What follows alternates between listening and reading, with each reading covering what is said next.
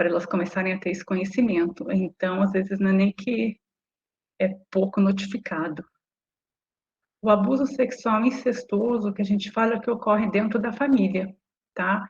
E geralmente muitas crianças também demoram para ser feito a notificação, eles demoram para fazer a revelação desse tipo de abuso, porque eles têm medo, eles sabem que pode ter separação dos pais, esse autor do abuso pode ser preso, e vai causar toda uma desestruturação familiar, né?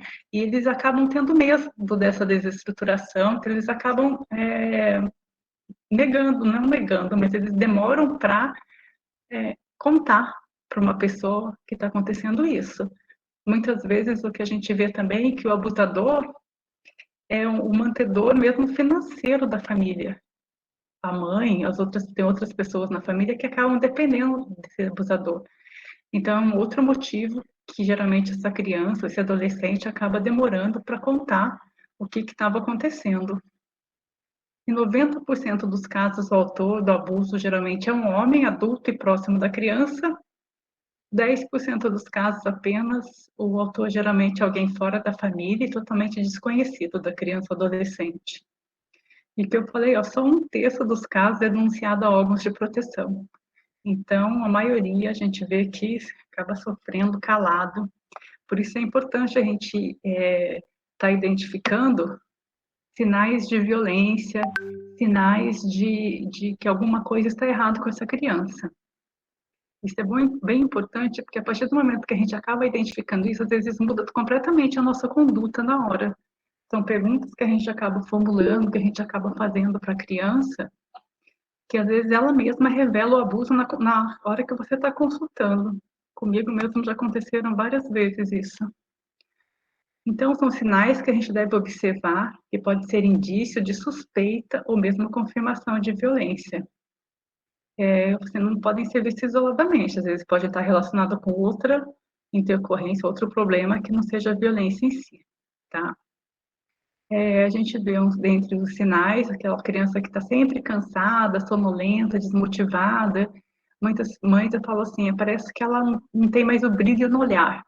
Muitas mães falam isso pra gente, não sei o que está acontecendo com ela, doutora. E realmente é isso que acontece. A gente vê que aquela criança bem abatida, assim, chega para você e não brinca, é apática, a gente tem que estar investigando quando acontece isso, tá? Crianças que acabam usando roupas não adequadas ao clima, ou mesmo a gente vê muitas meninas que acabam usando essas roupas todas largas, largona, adolescente, que entra com umas roupas bem assim, parece que está escondendo o próprio corpo, não quer mostrar, bem acanhada, isso também é um dos sinais de abuso. Atraso de desenvolvimento motor, mesmo afetivo, ou uma criança que estava se desenvolvendo bem, mas de repente para de desenvolvimento, ou ele tem uma regressão. A gente vê criança que às vezes até fala normal, de repente tem regressão de fala, eu já vi em casos de abuso, a criança para de falar, marcas de machucados também, arranhões, hematomas, alopecia, mesmo queda de cabelo, crianças que a gente coloquei até fraturas frequentes, a gente não vê em casos de abuso não, mas outros tipos de violência é bem comum. Criança que está sempre, às vezes quebra braço frequentemente, a gente tem que pensar em outros tipos de violência, tá? Mente indisponível para aprendizagem. É aquela criança que está sempre preocupada com coisas que normalmente não deveria ter. Isso a gente vê que também é muito comum em histórias de violência. A criança chega no consultório, ou mesmo a queixa da mãe, é que a professora fala, não faz nada na escola, não copia da lousa, não tem interesse. É um caso bem característico, a gente vê que acontece bastante. Falta de concentração, dispersão, tudo isso é um sinal. Assim. Distúrbios do sono também é muito comum.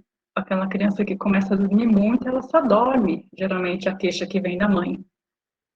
Ou, ao contrário, sempre dormiu bem e de repente para de dormir direito, não consegue dormir. Uma queixa muito comum de abusos que a gente vê é o terror noturno.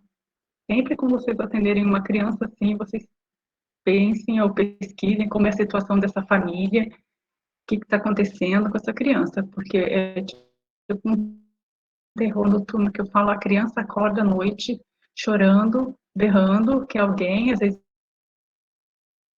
não consegue dormir sozinha, tem que dormir sempre com a mãe ou com alguma outra pessoa que, que tenha vínculo com essa criança, que é um caso assim, é um sintoma bem comum, uma característica bem comum de criança que sofreu algum tipo de violência, tá? E certos distúrbios alimentares também, tanto anorexia como a bulimia, ou mesmo que vai levar, né, na verdade, à obesidade, por o excesso de comida, tá comendo demais, eles falam. Não tem controle, eu não sei o que eu faço, que só come. Também é uma característica de que a gente tem que pensar em violência, tá? As características bem marcantes, então, sempre quando vocês pegarem uma dessas características, assim, é importante você estar investigando melhor essa criança, conversando melhor com essa mãe ou esse cuidador, ver o que pode estar acontecendo, ver como é a situação da família, ver as características assim, de vulnerabilidades que podem ter ali, para a gente pensar sempre em violência, tá? Coisa que eu falei, principalmente o medo, geralmente são crianças que as mães falam assim, eu falo mãe, mas às vezes é o cuidador, tá? Tem muito medo, geralmente a mãe relata que a criança não quer ficar mais sozinha de jeito nenhum, é uma característica bem comum. Eles falam assim, até quando vou no banheiro, ela quer ir junto, não dorme sozinha, não fica sozinha, a mãe chega e fala assim, ah, não sei o que está acontecendo, mas ela não desgruda mais de mim. Angústia, desconfiança, um estado de alerta extremo em relação ao ambiente. Qualquer coisinha, tem criança que desenvolve até uma síndrome do pânico. Seu coração dispara e você também tem que estar levando até em pronto atendimento, porque a sensação que eles têm é que está acontecendo alguma coisa até de morte com eles, assim. É bem comum em adolescente, já peguei algumas adolescentes assim, às vezes eles têm isso até na escola e acabam indo para o pronto atendimento em plantão, porque síndrome, como se fosse um transtorno ansioso, né? E a gente vai investigar também, tem a história de violência. Criança que chora frequente sem motivo aparente, também a gente tem que investigar melhor essa situação. Excessiva agressividade, ou mesmo na criança hiperativa, a gente sempre tem que estar investigando o que está acontecendo com essa família e com essa criança. A impulsividade, ou, por outro lado, aquela criança também, que muito inibida, retraída, apática, que não fala com ninguém, e que a gente tem que prestar atenção é assim, então, tem essa mudança de comportamento também. Antes ela era hiperativa, agora está apática.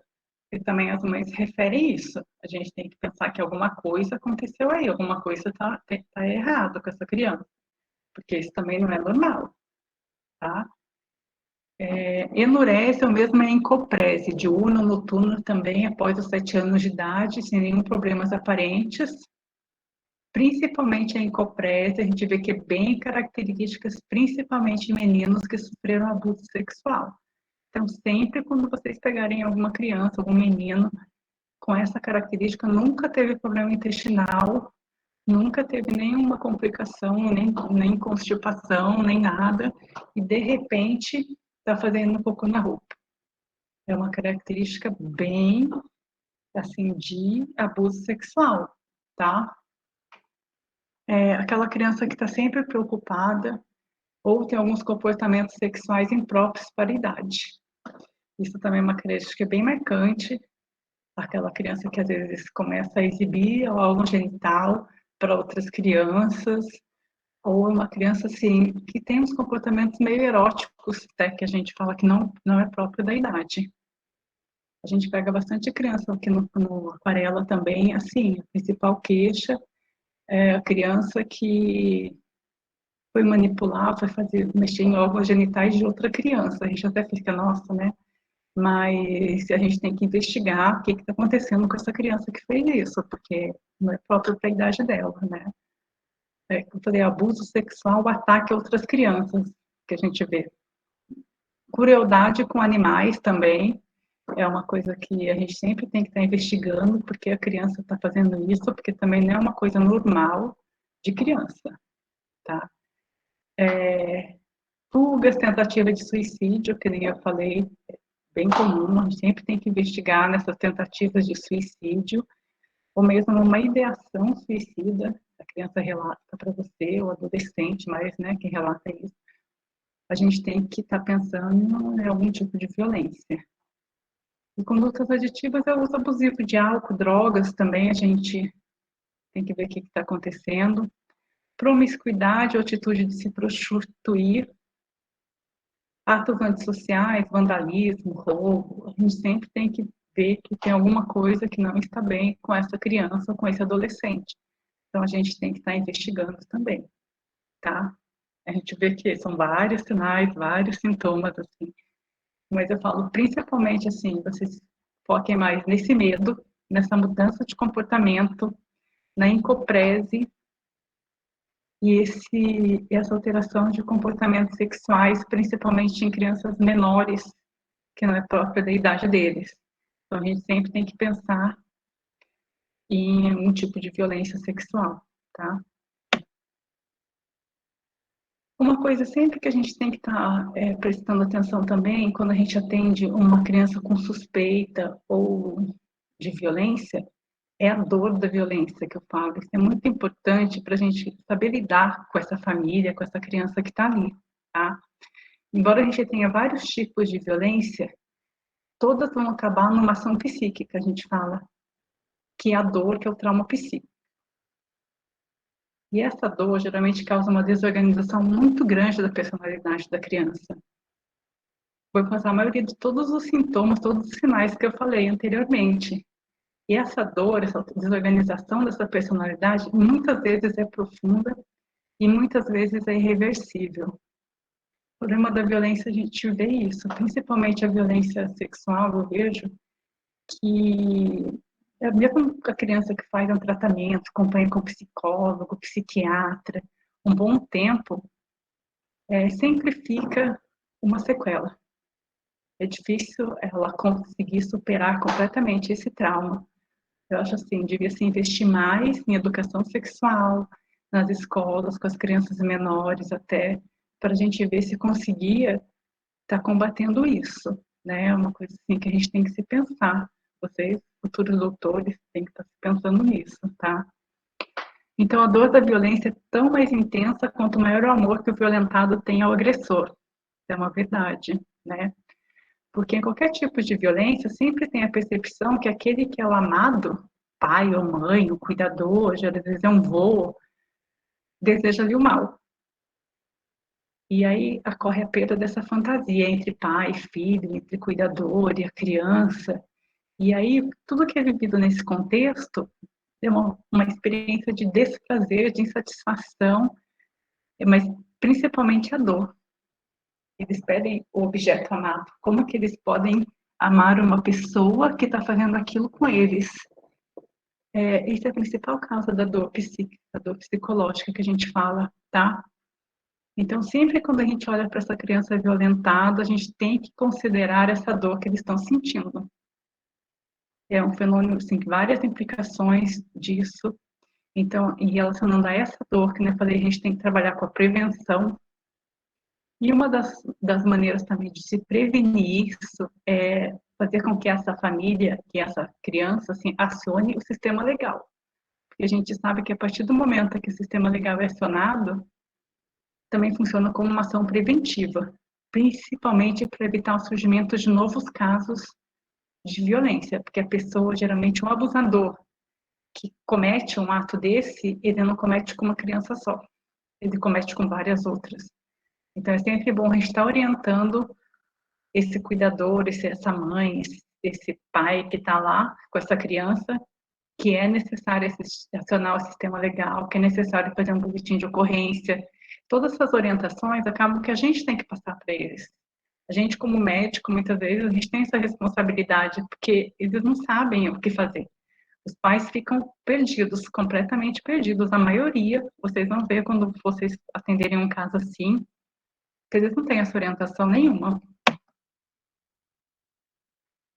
Então, fases do abuso sexual que a gente fala, né?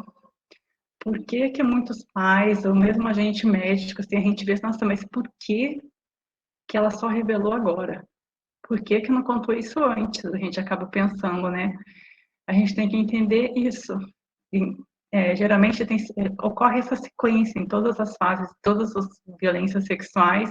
A gente tem a fase do envolvimento, que aqui geralmente aquele agressor, aquele violentador, que é um membro da família ou um responsável pela criança, é um cuidador, aquela pessoa que a mãe deixa na casa, mas a mãe já deixa na casa falando assim, ah, mas ele era de extrema confiança, ficou na casa dele, na casa, né? Tem alguém que a pessoa conhece muito, que confia, e geralmente tem uma relação afetiva com a pessoa, até a criança mesmo. Essa pessoa, antes de cometer qualquer coisa, ela vai cativar essa criança.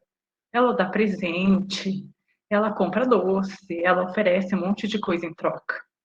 Então, vai se formando primeiro uma relação especial com esse abusador. A violência não começa assim, é, principalmente a violência intrafamiliar, que eu estou falando assim, a doméstica, mais diferente do caso do estupro. Estou falando mais dessas violências que ocorrem por um longo período de tempo. Então, depois dessa fase de envolvimento, a gente vê que tem a fase da interação sexual em si. E muitas vezes, nessa fase de interação sexual, o agressor geralmente faz com que a criança participe até do abuso, a criança vai achar que aquilo que está acontecendo com ela é um jogo divertido.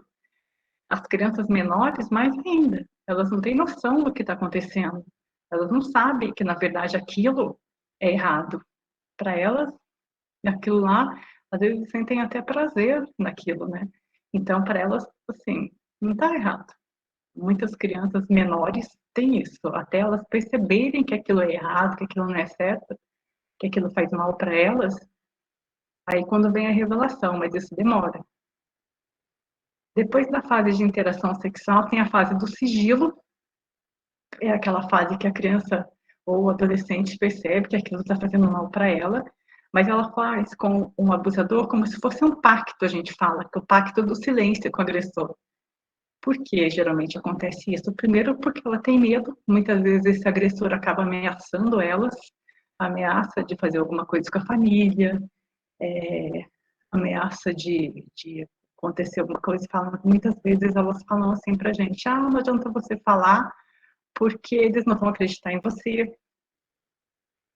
E sem contar que nesse pacto do sigilo também entra a vergonha, porque elas mesmas às vezes sentem vergonha do que aconteceu, se sente culpada, porque a partir do momento que elas deixaram que isso acontecesse, vem a parte da culpa, e elas sabem que isso pode desestruturar toda a família, desestruturar tudo que está acontecendo, assim, tudo que elas têm em casa, se elas revelarem, né?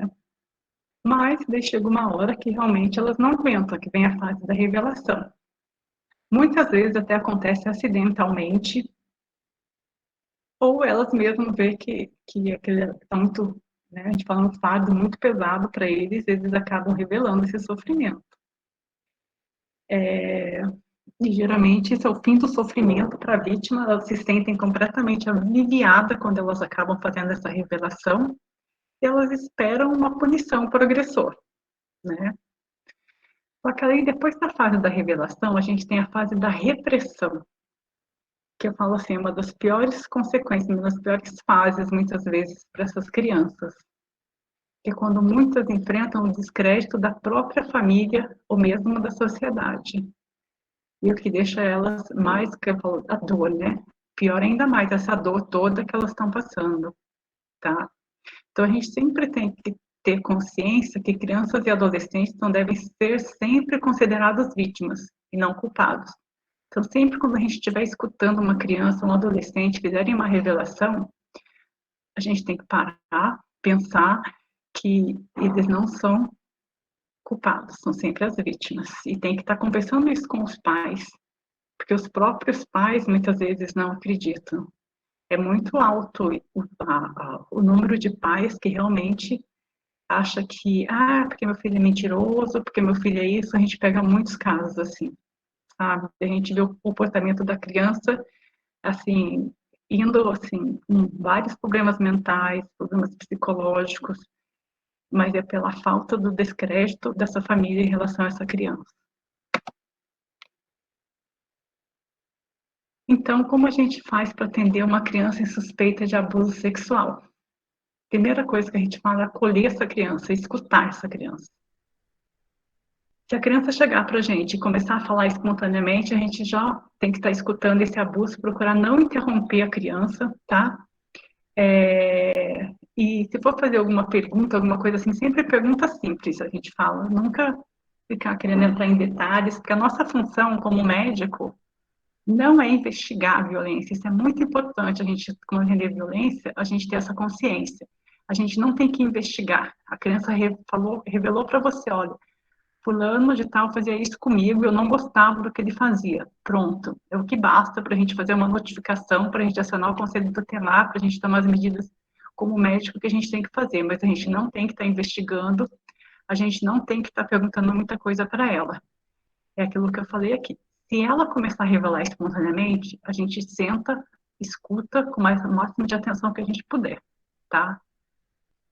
Então, agora, se a criança não quiser contar para você essa suspeita, essa vem do pai, o pai fala assim, eu suspeito, ou uma outra pessoa, às vezes até um conselheiro tutelar que te procura para você atender tal criança, porque é uma suspeita. Primeira coisa, a gente tenta perguntar para crianças, né? Mas a gente nunca, se a criança falar assim, eu não quero falar sobre o assunto, a gente tem que respeitar também. Porque também não é a nossa função, como eu falei, como médico, ficar investigando isso, tá? A gente tem que evitar perguntas sugestivas, assim, tipo, eu entendo que o que aconteceu foi bom para você,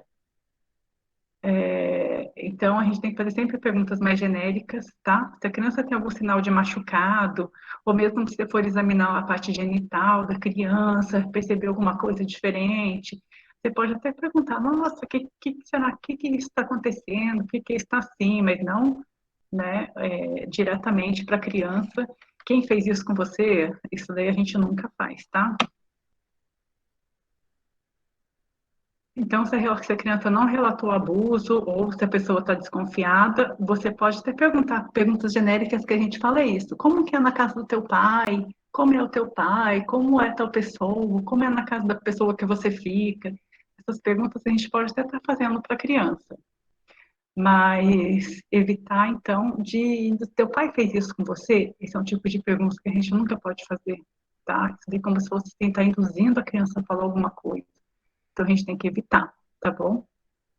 E uma coisa muito importante, que assim, nem é tanta função do médico, mas a gente, toda criança que a gente entender com uma suspeita, é importante a gente estar fazendo, mesmo elaborar com essa criança um plano de segurança.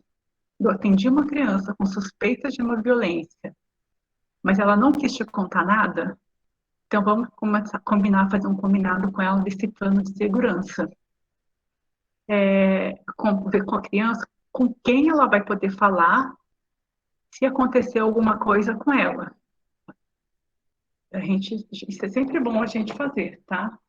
Ou mesmo perguntar diretamente para a criança assim, assim, e geralmente eu acabo perguntando, você já sofreu algum tipo de violência? Alguém já fez alguma coisa com você que você não gostou? E aí, se a criança fala assim, não falar, né, eu não quero falar sobre isso, então daí a gente vai com o nosso plano de segurança. Então, se alguém fizer alguma coisa assim com você, com quem que você pode contar? É sempre bom a gente estar conversando com a criança sobre isso, porque vocês vão ver que a maioria dos pais não fazem. Então, a gente tem que estar conversando com ela, daí a gente até pode estar falando para ela, então, se acontecer, conte para o teu pai, conte para alguém que você confia, tá?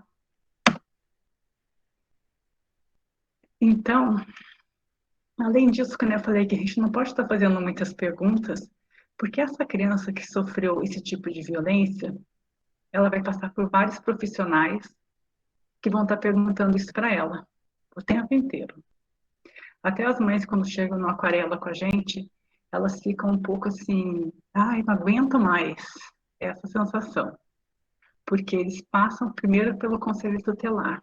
Os casos de violência, assim, Primeiro, na verdade, passa com o médico, ou do UBS, ou às vezes do pronto atendimento, ou do pronto-socorro municipal, porque os casos mais graves também, até 72 horas, acabam indo para o pronto-socorro.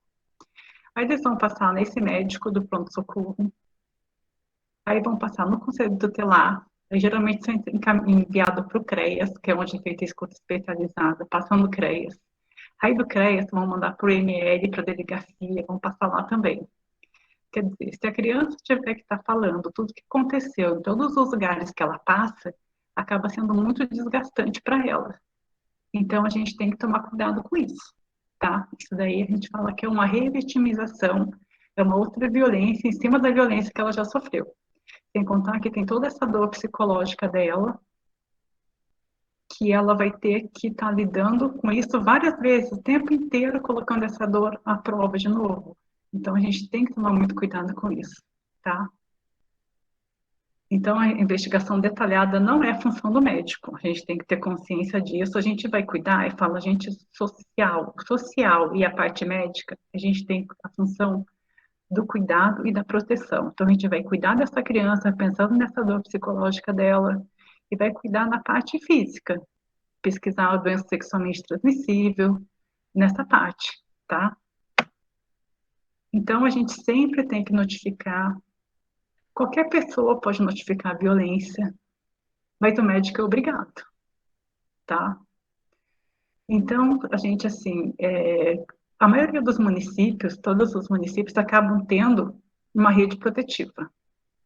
E, geralmente, essa rede protetiva, assim, depende de município para município.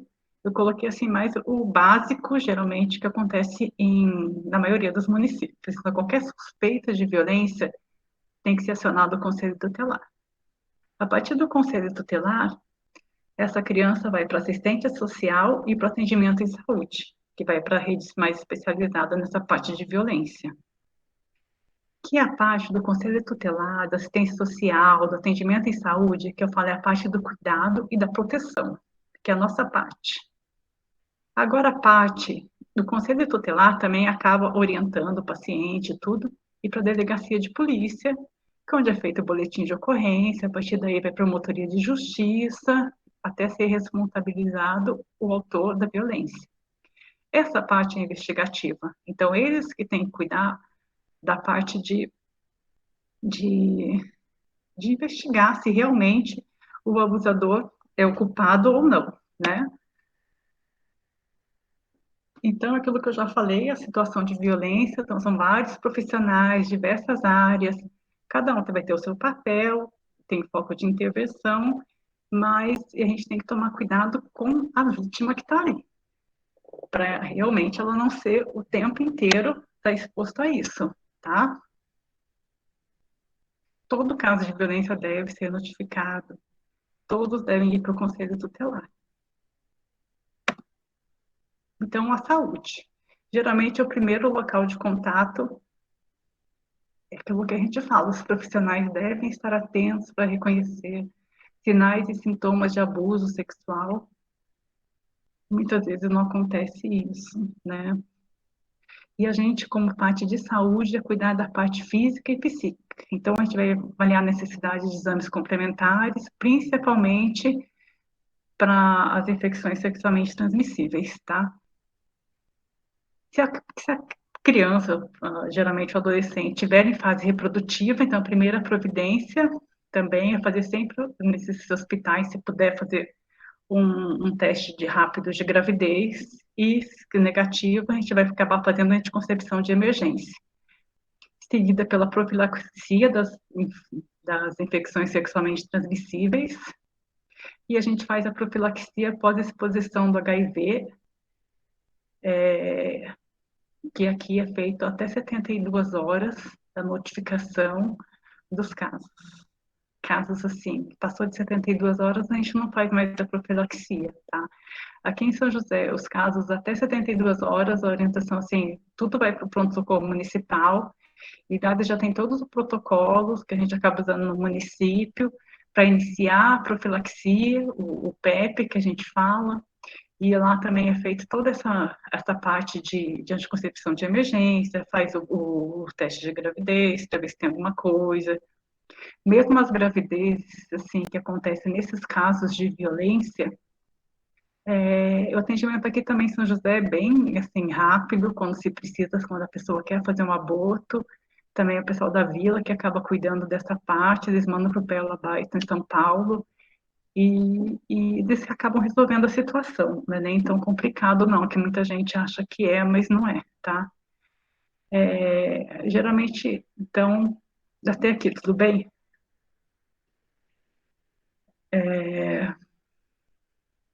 Nessas sorologias, dessas infecções sexualmente transmissíveis, também a gente dá hepatite B, se for negativo, o anti-HBS, a gente pede para vacinar a quarta dose de hepatite, depois de 30 dias faz um outro teste, para ver se ficou positivo ou não.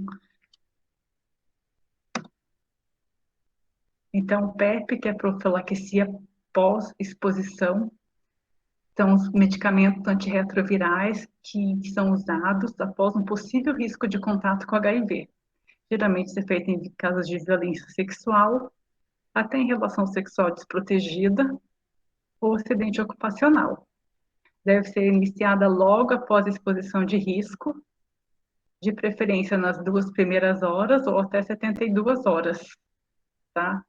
E geralmente os medicamentos são tomados por 28 dias. Esses medicamentos, a criança ou adolescente já sai com eles do pronto-socorro municipal e depois de 15 dias acabam passando com a gente no Aquarela, porque eles têm que fazer um teste para ver se a função hepática, a função hematológica deles está tudo normal, porque esses remédios podem dar 50% tem efeito colateral. Então, a gente tem que estar acompanhando enquanto eles estão fazendo uso desses antirretrovirais.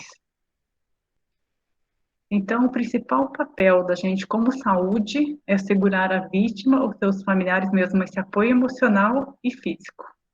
E, além disso, a gente tem que encorajar esses pais a manterem a criança nesse acompanhamento com vários profissionais, que é o mais importante para eles nesses casos. A gente vê que a maioria das crianças também tem relato que a mãe ou alguém da família já sofreu esse tipo de violência sexual. Quando a mãe sofre, a gente tem vários estudos mostrando que a criança ou adolescente tem 3,6 vezes mais chance de sofrer também a violência. Então, e muitas vezes essas mães não têm um preparo psicológico de estar lidando com isso. Então, a nossa função como médico também é ajudar essas mães. O conselho tutelar, que também a gente fala, foi criado pelo ECA, a gente tem que ter uma noção de conselho tutelar, a gente tem que saber que o conselho tutelar é mais para ajudar do que para querer tirar a criança, porque a gente tem muitas crianças, não é só mãe, não, a gente vê que tem muitos profissionais mesmo, médicos, que às vezes não acionam um conselho tutelar, não, pode complicar para mim, que não, a gente não pode ter medo de acionar conselho. Qualquer situação de violência, a gente tem que acionar o conselho tutelar. Tá? Ele que é responsável por tomar as devidas providências para que os direitos dessas crianças e adolescentes sejam atendidos. Então, ele vai investigar essa família, vai cuidar dessa família também, vai estar em cima da criança o tempo inteiro. Então, a gente tem que acionar esse conselho tutelar, tá? A gente vê que, assim, a gente acaba tendo um pouco de problema, às vezes, com o conselho, porque eles mudam muito, muitos conselheiros a gente vê que não tem muita experiência, mas a gente acaba tendo que chamar eles, pelo menos eles vão estar de olho naquela família ali.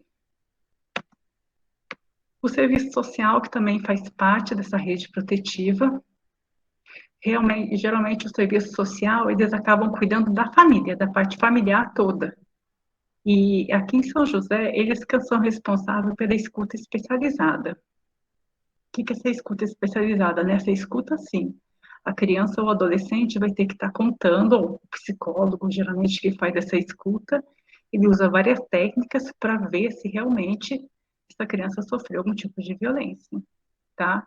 Então, eles são responsáveis para estar investigando um pouco, nem tanto, porque que a justiça é responsável pelo depoimento especial, que também vai estar averiguando se isso é verdade ou não o que a criança está falando, tá? A gente tem que orientar os pais, que é muito importante, falar que muitas vezes a violência não pode ser comprovada com nenhum exame, com nada. Tem casos que a gente vê, que a gente pega uma criança que tinha um exame de sífilis negativo e positiva depois de um tempo, porque sofreu essa violência. Já peguei casos de, na verdade, vários casos que a gente vê que é bem comum é o HPV. Em crianças de 5 anos, um menino esses dias, 5 anos, com HPV anal, a irmã dele tinha 9 com HPV também, então a gente pega casos de doenças sexualmente transmissíveis em criança decorrente do abuso, da violência. Mas não é muito comum, na verdade, assim, é bem raro até. Então, a maioria desses tipos de violência sexual, a gente não tem nenhuma prova, né? A prova que a gente vai ter, essa criança está falando a mesma coisa na saúde, vai estar falando a mesma coisa no social, vai estar falando a mesma coisa para o psicólogo. Muitas vezes funciona como uma prova para a justiça. Então, a gente tem que estar orientando os pais em relação a isso, tá? Os profissionais de educação, principalmente aqui em São José, também são os grandes aliados nossos, porque muitas crianças acabam relatando para o professor, para alguém na escola que sofreram algum tipo de violência, tá? Então, eles são bem... eles fazem bastante notificação, aqui chega bastante casos de violência pela escola para a gente. A parte investigativa, então, é feita pelo atendimento policial judicial, que é onde sai o boletim de ocorrência, a gente até orienta de preferência em alguma delegacia especializada no atendimento de mulheres ou crianças, e essas crianças muitas vezes vão para o IML, e lá também é feito o exame para ver o que está acontecendo, se aconteceu alguma coisa ou não, tá? Então, isso daí é muito importante, orientar a mãe, sempre fazer um boletim de ocorrência. Outra coisa que a gente também tem bastante dificuldade, porque muitas mães não querem, principalmente se o abusador é alguém da família, mas é bom sempre orientar, principalmente porque essa pessoa, esse abusador, vai abusar de outras pessoas, né? O Sinam, que é essa ficha que, na verdade, qualquer pessoa pode preencher, mas eu falo assim, um profissional de saúde, principalmente um médico, é obrigatório preencher essa ficha. Essas fichas de notificação compulsória dessas doenças, né, de investigação dos casos de... o médico tem obrigação.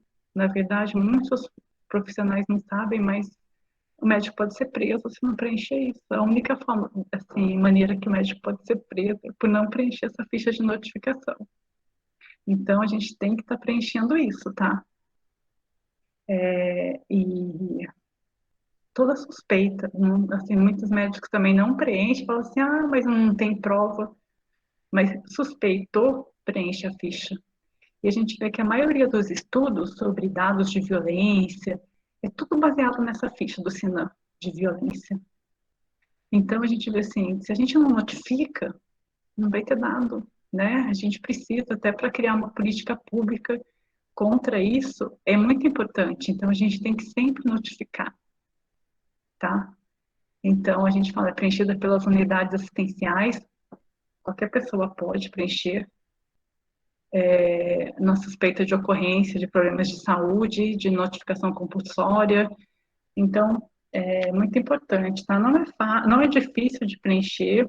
Qualquer dúvida, assim, sempre tem alguém que possa estar te orientando. Mesmo vocês, como estudantes, também podem estar preenchendo a ficha, não tem problema, tá? Então, aquilo que eu falei, a prevenção, que é uma coisa que a gente tem que estar trabalhando mais hoje em dia, principalmente em relação à educação sexual nas escolas, né? E da sociedade como um todo, porque a sociedade que a gente vive ainda é bem violenta, né? O tempo inteiro a gente vê na televisão e tudo, e a gente tem que tá conversando mais sobre isso, entendendo mais a violência, por que que ocorre, por que que a sociedade é assim, e para a gente estar focando mais nisso, porque a dor é grande. E a denúncia, que eu estava falando também, sempre importante conversar com as mães sobre essa denúncia. A gente sabe que o principal medo das mães denunciarem, eles têm medo de perder a família que está constituída ali. Eles têm medo do que o resto da família, ou mesmo a própria sociedade, pode pensar sobre ela como mãe, que deixou acontecer isso, né? E muitas mães também acabam não denunciando porque elas não se sentem seguras, porque algumas ainda falam isso mesmo. Mas o abusador vai estar ali na casa de novo. Como que eu vou fazer um boletim de ocorrência? Eu não tenho para onde ir. E a pessoa está ali com ela. Então, como que ela vai voltar para a casa dela, sendo que o abusador da sua filha ou algum familiar dele está ali naquela casa, né? Então, a gente tem que trabalhar muito com as mães, com a família. A gente fala que são as peças-chave na proteção dos seus filhos. Tanto na parte de educação também, para evitar com que isso aconteça, a gente tem que estar trabalhando mais com essas mães, tá?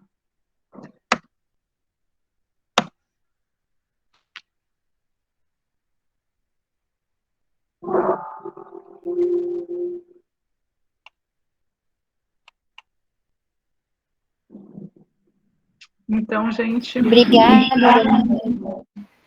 eu acho que passei um pouquinho do tempo, né? Alguma dúvida, qualquer coisa que vocês tenham, tá? Não sei se eu falei muito rápido, se deu para entender. Tentei falar o básico, assim, os principais problemas que a gente enfrenta em relação a isso, tá?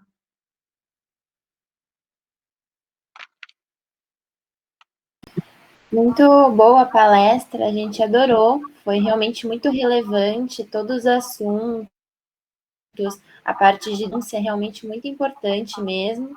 E a gente só tem a agradecer a sua presença. Realmente a gente faz todo sentido, né? A gente ter essa conversa, sendo que a gente vai se tornar médico, né? Saber como encaminhar, saber como preencher essa ficha SINAM, muito importante. Que bom. Então tá bom, gente. E a gente vai uns minutinhos para tirar dúvida, se alguém tiver alguma dúvida.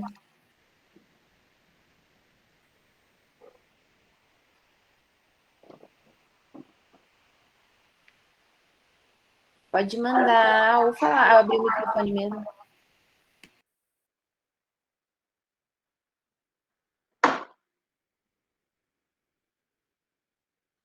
Então, a PEP, né, que colocaram aí, a PEP, na verdade, a gente usa só nos casos de violência sexual que ocorreram no prazo de até 72 horas da notificação e da denúncia.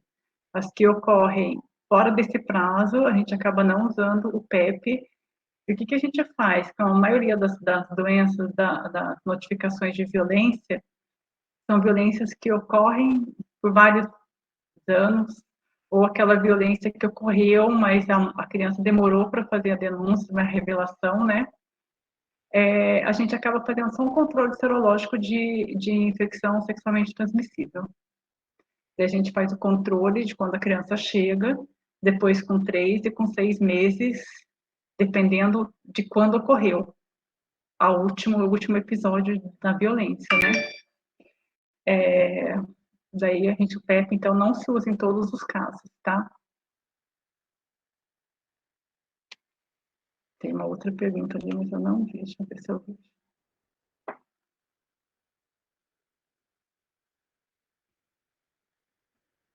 Então, ó, que eu falei, violência sexual de longo período, a gente acaba não usando o PEP, a gente vai fazer o controle serológico, tá? Em violência sexual que dura por anos, o controle burocrático é o mesmo. O controle, até o boletim de ocorrência pode ser feito, não tem prazo para fazer esse boletim de ocorrência, a qualquer momento da denúncia, eu fui violentada há 5 anos atrás, vai fazer o boletim de ocorrência.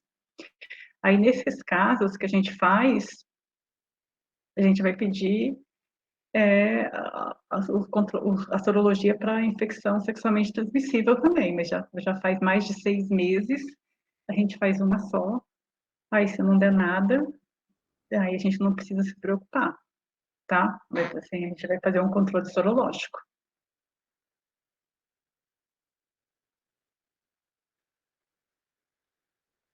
Então, as crianças vítimas de violência lá na Aquarela, elas têm acompanhamento psicológico, sim. A maioria, todas delas, têm os casos mais graves, principalmente.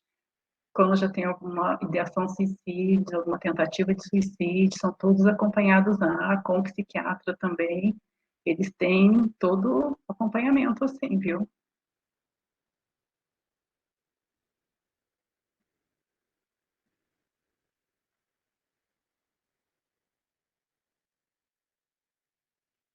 Se não tiverem mais dúvidas, a gente vai abrir para a próxima palestrante.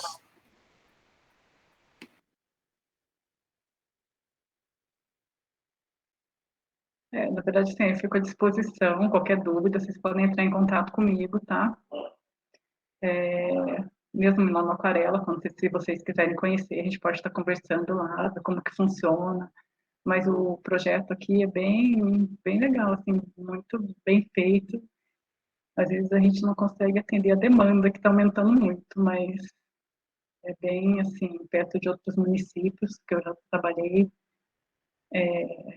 eles têm um bom atendimento. Doutora, depois a gente vai só te pedir para passar os slides, se você puder. Tá, eu passo sim, pode deixar, tá bom? Nada. Tchau, gente, boa noite. Vou ficar ouvindo a outra palestrante agora, tá? Oi, pessoal, boa noite, tudo bem?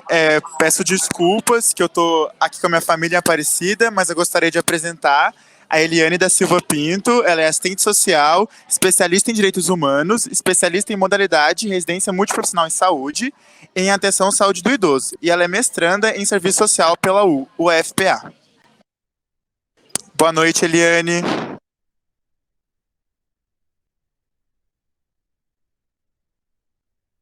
Olá, gente, boa noite, tudo bem? Eu só vou tentar compartilhar a tela aqui rapidinho.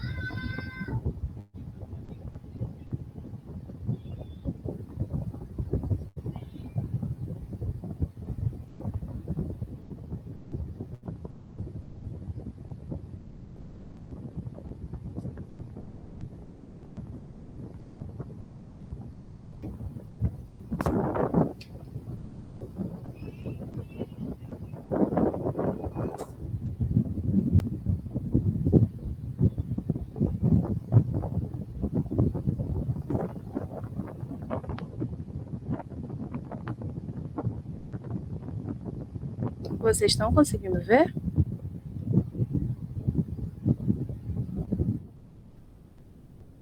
Ainda não, não apareceu nada.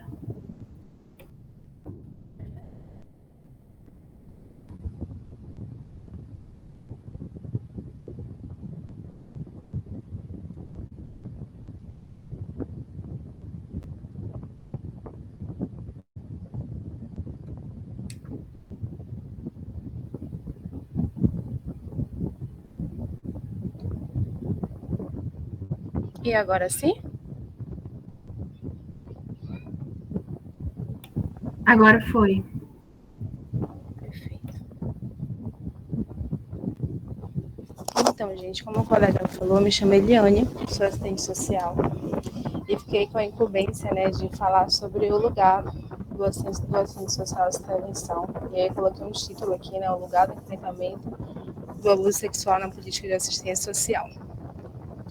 E aí eu acho importante a gente começar falando sobre o Estatuto da Criança e do Adolescente, porque ele é um marco muito significativo na garantia de direitos da criança e adolescente atualmente. Ele foi criado em 1990, atualmente ele tem 31 anos, fez em julho. Antes do ECA tinha o Código de Menores, e o Código de Menores ele não vê a criança como sujeito de direitos. Então, a partir do momento que foi criado o ECA, a gente tem um marco que registra uma mudança cultural. E claro, né, como a gente está muito longe do ideal, né, do ideal de garantia de direitos da criança e adolescente, mas a gente está muito longe do que estávamos há 30 anos atrás. E eu achei importante também trazer a definição do que é criança, né? A criança, de acordo com o ECA, é a pessoa até 12 anos de idade incompletos. Então, por exemplo, tem 12 anos e um dia, não é mais criança, é adolescente. E entre 12 e 18 anos é considerado adolescente.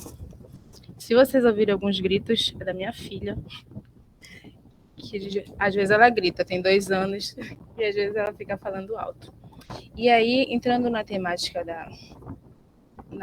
que nos interessa hoje, o Estatuto da Criança e Adolescente, ele fala que em caso de suspeita ou confirmação, como a doutora Patrícia falou muito bem, a gente precisa notificar, né?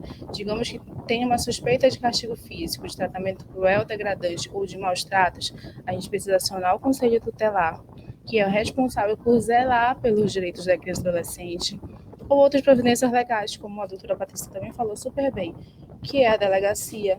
Se tiver algum conselho, alguma delegacia especializada, é muito melhor, porque a gente subentende que em delegacias especializadas existem profissionais qualificados para o atendimento àquela criança, em comparação a uma delegacia, né, normal, que pode ser que tenha uma pessoa que não esteja preparada para ouvir o relato daquela criança e de seus familiares.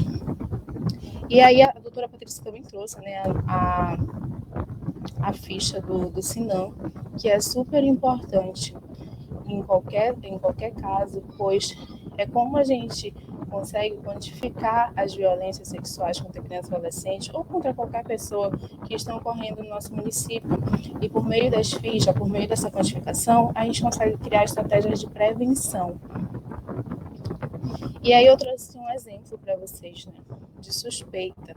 Aqui eu não sei se é só aqui no Pará ou se é um termo utilizado nacionalmente, mas a gente fala de caso de queda cavaleiro. E eu vou relatar para vocês. Menino de 9 anos é internado no hospital de alta complexidade e, ao ser realizada uma anamnese pelo residente, é relatado pela sua genitora que seu pênis estava sangrando devido, no final de semana, um garotinho ter batido nele. E a residente identificou como queda cavaleiro e encaminhou para a Paz. E, especificamente nesse hospital aqui em Belém, no Pará, a gente tem um núcleo, que é o Parapaz, é um programa do governo estadual, e ele é anexo. Então, a mãe e o menino foram encaminhados para esse programa, e ao chegar lá no Parapaz, percebe-se pelo relato da mãe e da própria criança que não foi abuso sexual. Ainda assim, foi necessário seguir o protocolo. Assim como não foi abuso sexual, já teve casos de queda cavaleiro que foi identificado que não foi um baque, né? Que a queda cavaleiro é uma lesão genital, acidental, causada pela queda, contra o objeto duro, o quadro, a bicicleta, o banheiro e etc. Então, já teve casos de usarem a queda ou a queda inconsequente ou acidental para mascarar o abuso.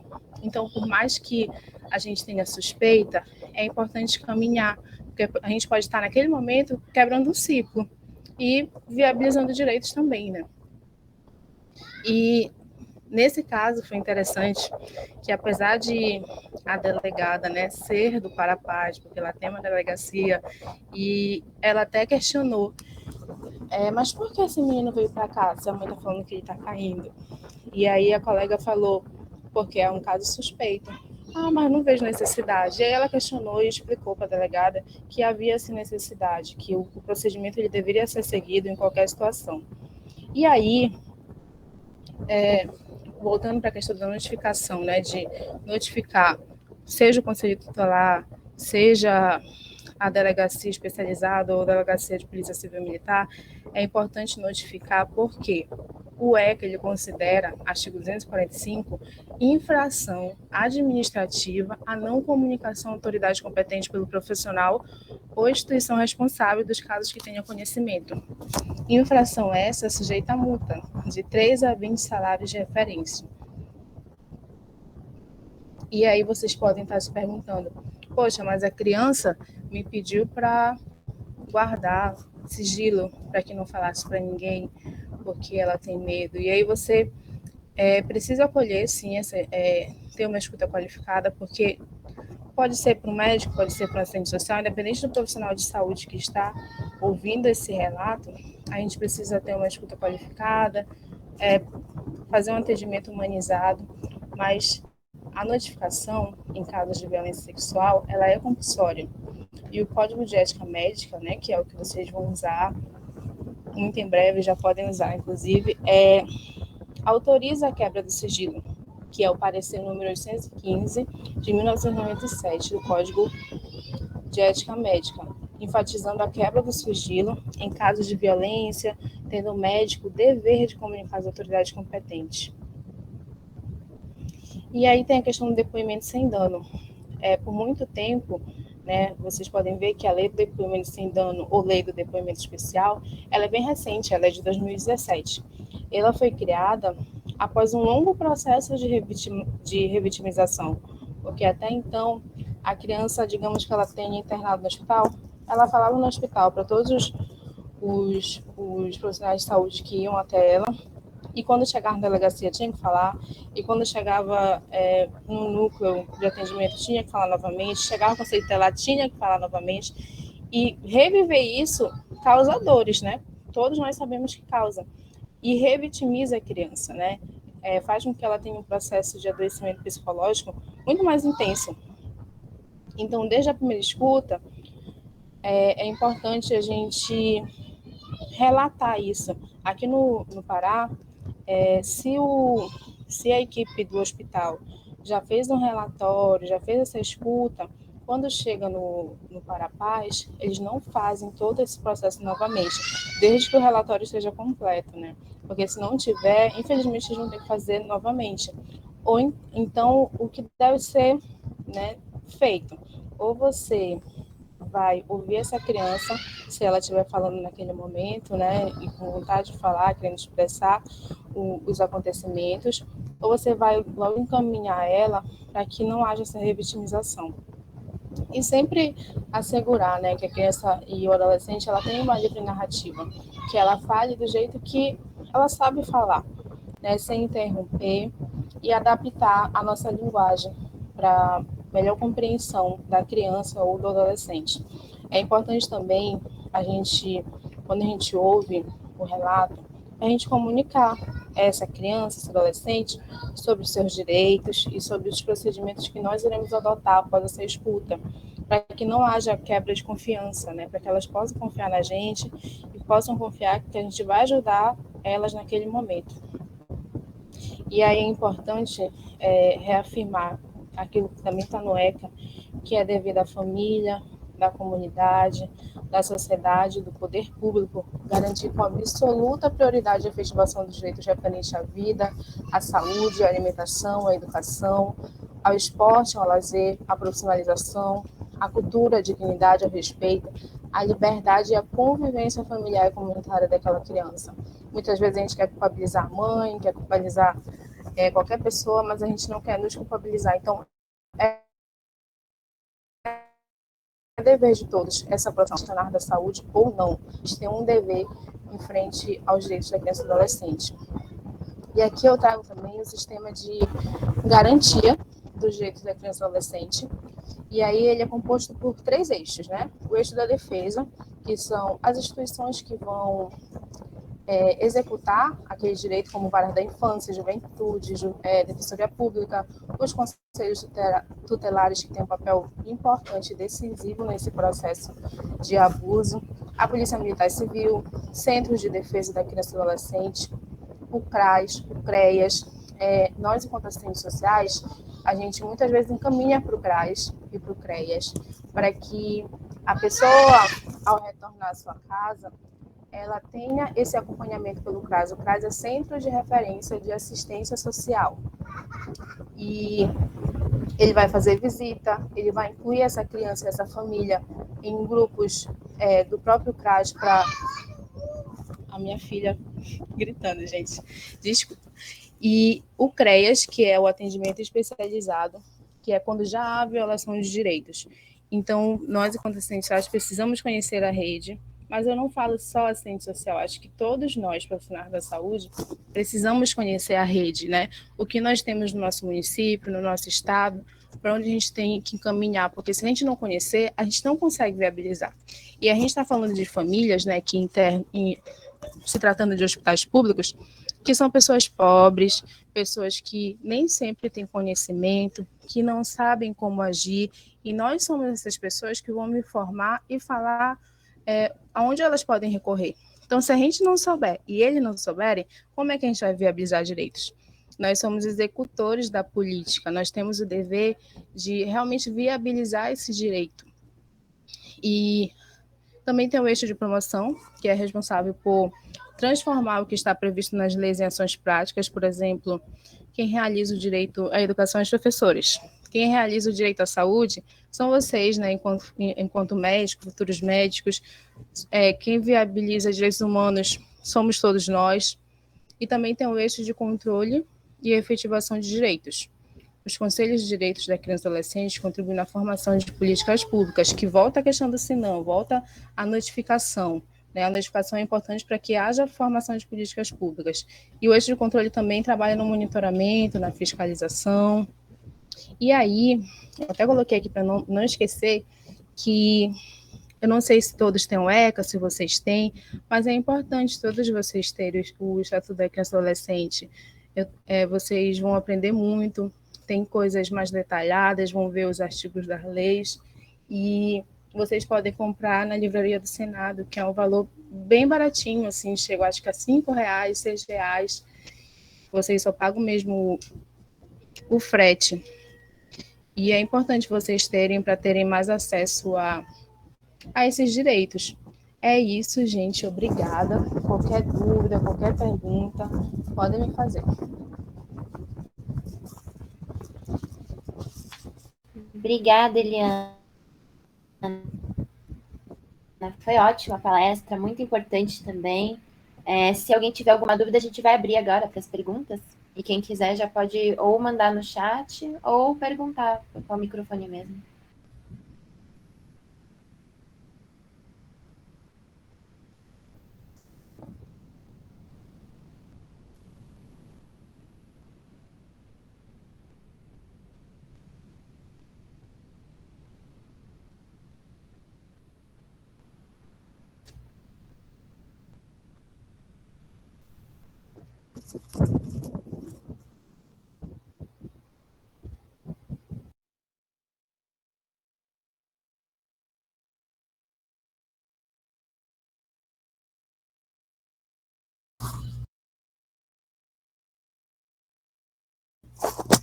Tanto o CRAS quanto o CREAS são portas abertas, né? Então, você não precisa de caminhamento. Geralmente, existe um CRAS em cada bairro, né? Porque ele é composto pelo eixo da territorialidade. Então, se você mora, digamos, né?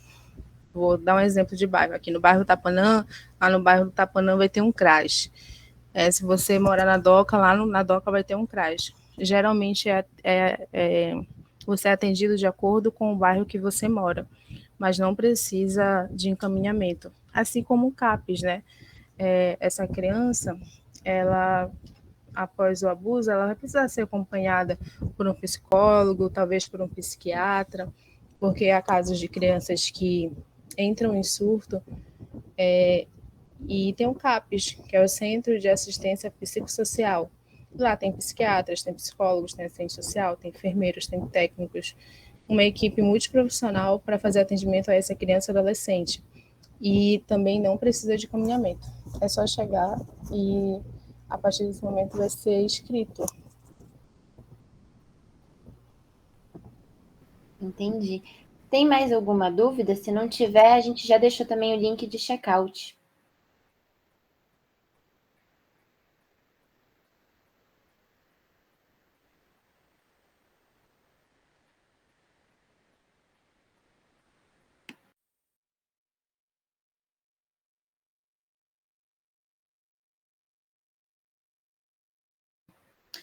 Então, a gente vai deixar um tempinho esse link e aí a gente já vai encerrando a palestra, o evento.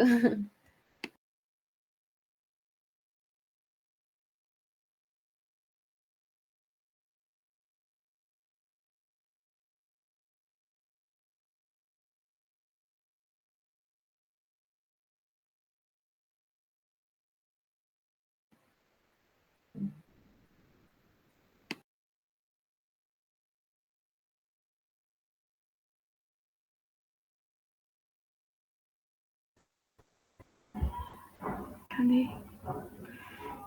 Gente, tudo boa noite. Meu nome é Bruna, sou da turma 1. Eu queria agradecer a todo mundo que está presente aqui, né?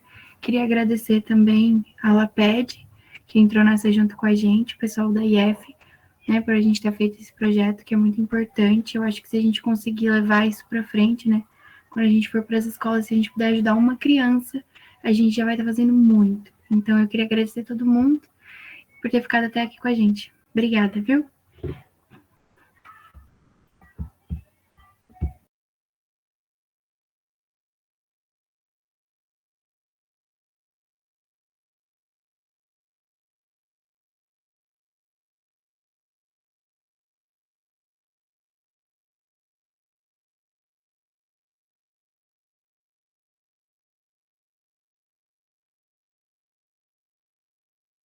Eliana, depois eu pego com você os slides, se você puder disponibilizar para a gente.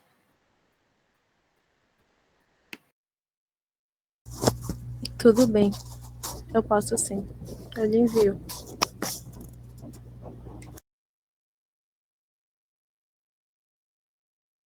Obrigada.